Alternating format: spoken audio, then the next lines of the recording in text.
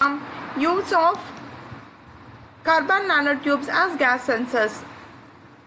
Gas sensors have attracted intensive research interest due to the demand of sensitive, fast response and stable sensors for industry, environmental monitoring, biomedicine and so forth. So, there are several applications of gas sensors. Why they have made such an interest? Due to the sensitivity, fast response and stable sensors for industry and environmental monitoring, biomedicine. The development of nanotechnology has created huge potential to build highly sensitive, low cost portable sensors with low power consumption.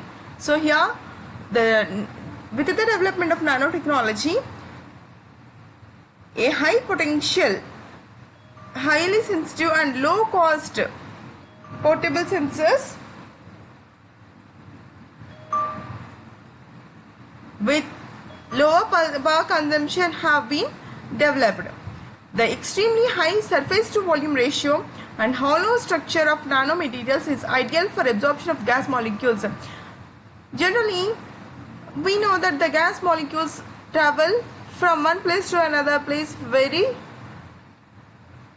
frequently or very fluently, not frequently, very fluently. So that here, due to the extreme high surface to volume ratio,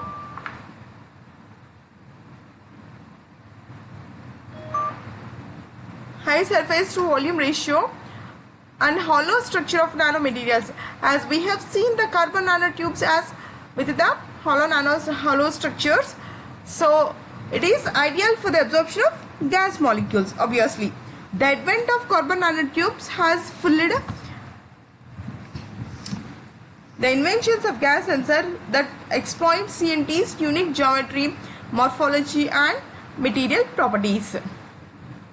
Okay, so with the carbon nanotubes invention, we have fulfilled the gas sensors that exploit CNTs. So that why? Because they have chosen CNTs for the gas sensors as a gas sensor because of its unique properties. What are the unique properties it consists of? Its geometry, its morphology and also its material properties.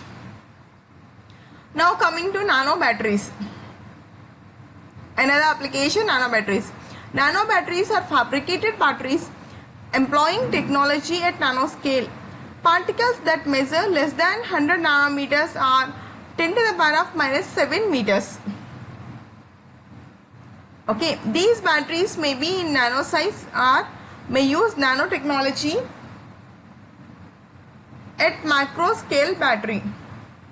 Nanoscale batteries can be combined together to function as a micro battery such as with a nanopore battery.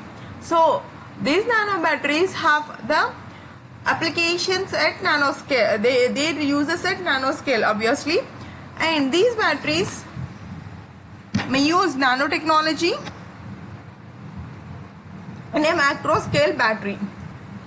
Traditional lithium-ion battery technology uses active materials such as cobalt oxide or manganese oxide with particles that ranges between 5 to 20 nanometers. Okay, nano engineering will improve many shortcomings of present battery technology such as volume expansion and power density. So this we have a lot of change compared to the traditional batteries. Nano batteries ranges around 100 nanometers, whereas the traditional lithium-ion batteries ranges in the 5,000 to 20,000 nanometers or over 100 times nanoscale. So these ranges in the 5 to 20 micrometers. If the lithium-ion battery ranges general range is 5 to 20 micrometers, then we have the nano batteries in the around 100 nanometer scale. So with the application of the nano, there will be the pronounced change in the battery world, so that with them